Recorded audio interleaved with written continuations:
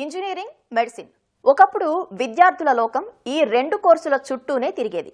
కానీ ఇప్పుడు ట్రెండ్ మారింది. మారుతున్న కాలంతో పాటు దేశంలో అతిపెద్ద రంగమైన వ్యవసాయం ఇప్పుడు కెరీర్ అవకాశాలకు కేర్ ఆఫ్ అడ్రస్గా మారుతోంది.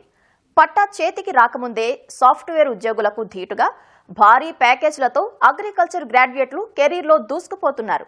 తాజాగా ప్రొఫెసర్ జయశంకర్ తెలంగాణ వ్యవసాయ విశ్వవిద్యాలయంలో జరిగిన మెగా ప్లేస్మెంట్ డ్రైవ్ ఇందుకు నిదర్శనం. ఆ విశేషాలేంటో ఈ కథనంలో చూసేయండి.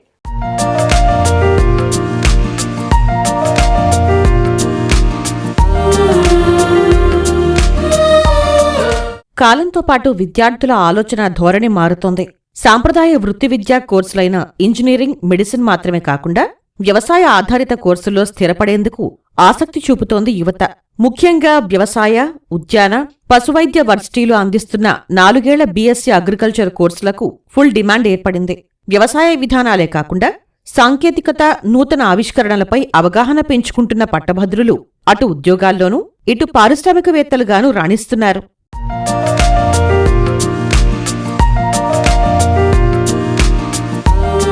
ప్రొఫెసర్ జయశంకర్ తెలంగాణ వ్యవసాయ విశ్వవిద్యాలయం ఇందుకు కీలక అడుగు వేసింది. రాజేంద్రనగర్లోని వ్యవసాయ కళాశాలలో 2025-26 విద్యా సంవత్సరానికి సంబంధించి తొలిసారిగా మెగా ప్లేస్మెంట్ డ్రైవ్ నిర్వహించింది. 50కి పైగా జాతీయ, అంతర్జాతీయ కంపెనీలు ఈ మేళాలో పాల్గొన్నాయి.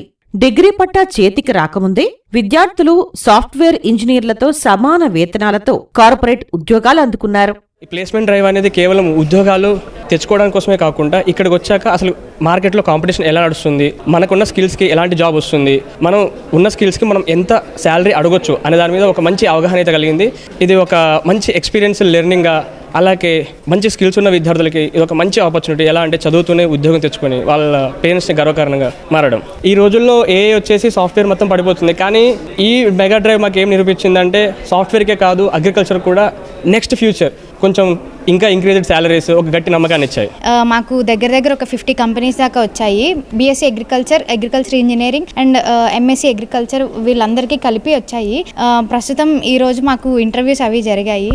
మేము అనుకున్న దానికంటే ఎక్కువగానే ఆపర్చునిటీస్ అవి వస్తున్నాయి. మాకు టెక్నికల్ నాలెడ్జ్ కంటే ఎక్కువ మనం ఎట్లా మాట్లాడతాం అన్న దాని మీదే ఎక్కువ ఫోకస్ చేస్తున్నారు. ఎందుకంటే మనం వెళ్ళి ఫార్మర్స్తో ఇంటరాక్ట్ అవ్వాలి కాబట్టి సాఫ్ట్ స్కిల్స్ అవే ఎక్కువ చూస్తున్నారు. ప్రస్తుతం అందరూ వ్యవసాయం చదువుతున్నారు కానీ వ్యవసాయం చేయడానికి ఎవరు చూడట్లేదు.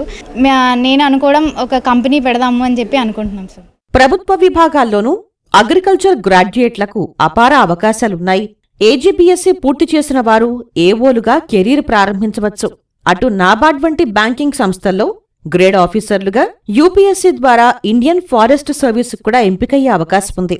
ఐబీపీఎస్ నిర్వహించే స్పెషలిస్ట్ ఆఫీసర్ పోస్టుల ద్వారా ప్రభుత్వ బ్యాంకుల్లో స్థిరపడవచ్చు. ఏఐ రాకతో సాఫ్ట్వేర్ రంగంలో అనిశ్చితి నెలకొన్న తరుణంలో వ్యవసాయ రంగం విద్యార్థులకు కొండంత భరోసానిస్తోంది.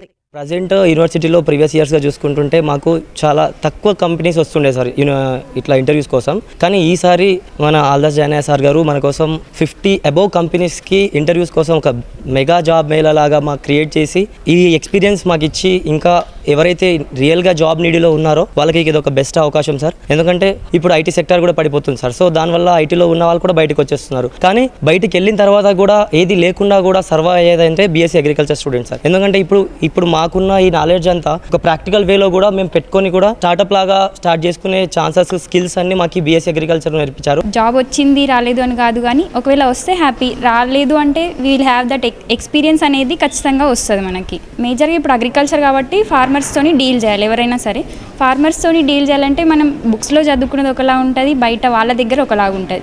సో వాళ్ళతోని మనం మాట్లాడగలమా, వాళ్ళతో డీల్ చేయగలమా అనేది ఎక్స్పెక్ట్ చేస్తున్నారు. మన కమ్యూనికేషన్ స్కిల్స్, ఇంకా కొంచెం టెక్నికల్ స్కిల్స్ కూడా ఎక్స్పెక్ట్. పరిశోధనలపై ఆసక్తి ఉన్నవారికి ఐసీఏఆర్ ఒక వరం. పీజీ చేసిన విద్యార్థులకు సీనియర్ రీసెర్చ్ ఫెలోలుగా నెలకు 31,000కు పైగా స్టైఫండ్ లభిస్తుంది. పీహెచ్డీ పూర్తి చేస్తే దేశవ్యాప్తంగా ఉన్న 116 జాతీయ సంస్థలు, 731 కృషి విజ్ఞాన కేంద్రాల్లో సైంటిస్టులుగా, ప్రొఫెసర్లుగా సేవలందించే వీలుంది.